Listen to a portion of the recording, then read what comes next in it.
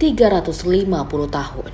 Konon selama itulah Indonesia dijajah oleh Belanda berdasarkan apa yang kita ketahui bersama dan apa yang diajarkan di sekolah.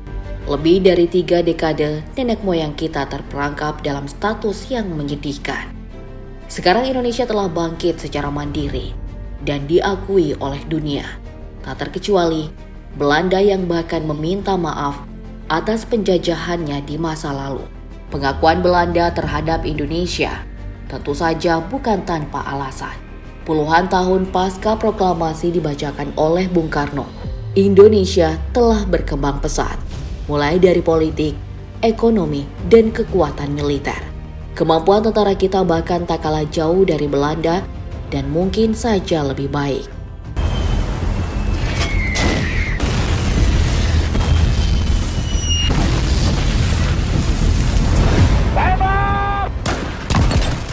Perbandingan antara tentara Indonesia dan Belanda bisa kita mulai dengan melihat jumlah personilnya yang mencengangkan, di mana Belanda kalah jauh dengan Indonesia. Dari data yang didapatkan, personil militer Indonesia mencapai 1.080 personil. Jumlah ini terbagi dalam 400.000 personil aktif, 400.000 personil cadangan, dan 280.000 personil paramiliter. Dalam pembagian trimatra, Indonesia memiliki 300.000 angkatan darat, 75.000 personil angkatan laut, dan 40.000 personil angkatan udara. Sedangkan Belanda jauh lebih minimalis karena cuma 1/24 dari tentara Indonesia, yaitu ada di angka 45.000 total personil saja.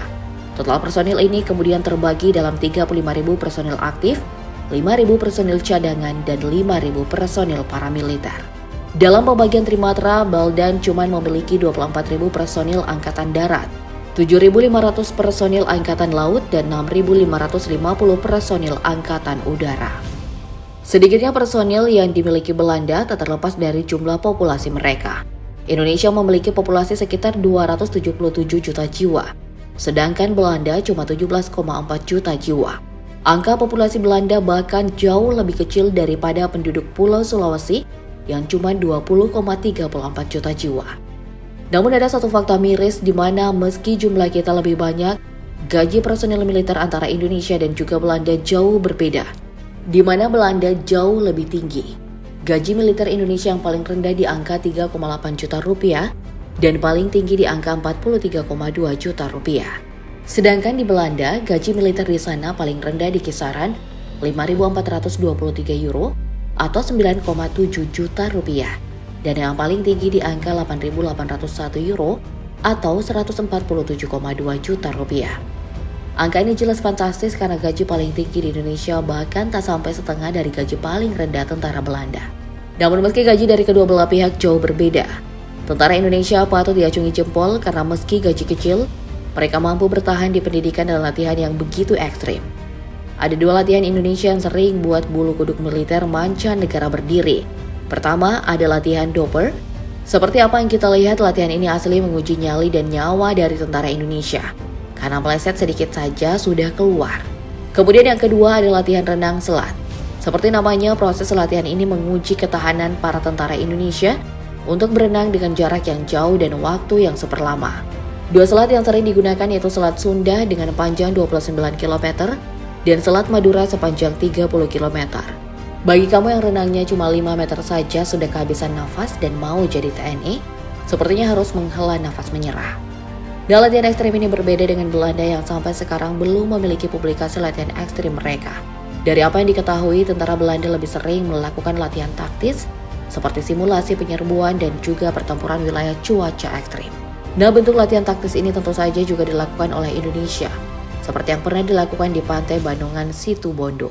Dari segala macam latihan yang telah dilakukan oleh kedua negara, maka hadirlah beragam jenis pasukan khusus. Untuk Indonesia sendiri, ada beragam unit pasukan khusus yang dibuat, tapi tidak bisa dipungkiri, Kopassus menjadi pasukan khusus yang paling dikenal. Unit ini dibentuk tahun 1952 dengan tujuan penanganan berbagai macam misi, mulai dari operasi khusus rahasia anti-gerilya, pengintaian khusus, perang konvensional, operasi intelijen, pembebasan sandera, sabotase hingga aksi anti-teror. Dalam mengemban tugas selama unit yang dikenal sebagai pasukan Baret Merah ini dibentuk, Setidaknya sudah ada 17 misi yang dilakukan dan semuanya ada dalam negeri.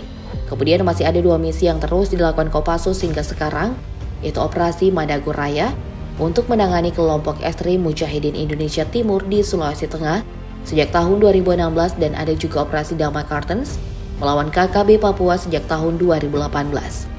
Sedangkan di lain pihak, Belanda memiliki unit pasukan khusus bernama Komando Tropen yang berdiri tahun 1942. Pasukan yang dikenal sebagai prajurit bayangan ini memiliki poin misi yang sama dengan Kopassus, yaitu untuk operasi khusus rahasia, misi pengintaian, pelepasan sandera, kontra terorisme dan pemberontakan serta menjadi agen bantuan militer asing. Nah, misi terakhir ini yang membuat Komando Tropen memiliki perbedaan besar dengan Kopassus karena mereka sering terlibat dalam pertempuran luar negeri.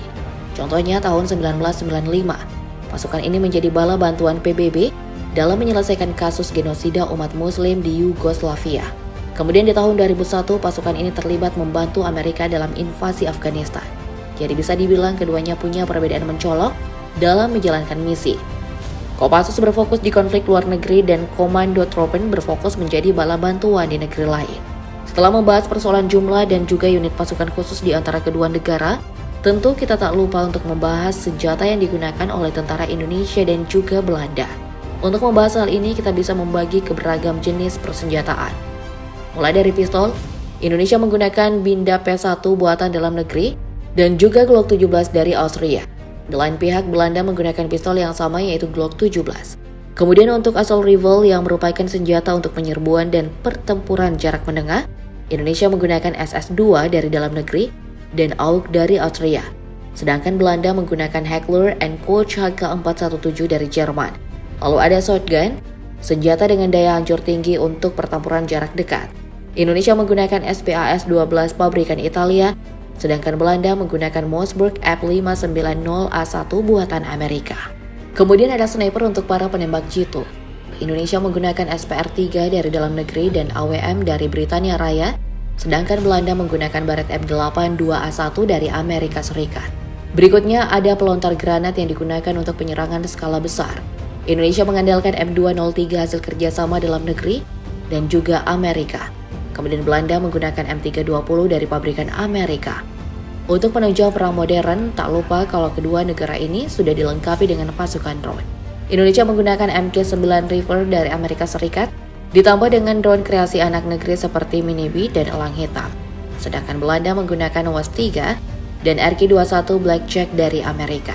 Dari seluruh persenjataan yang digunakan oleh kedua belah pihak, bisa dilihat Indonesia masih lebih unggul dalam bidang pembuatan senjata dalam negeri, sebab Belanda masih mengimpor semua senjata mereka.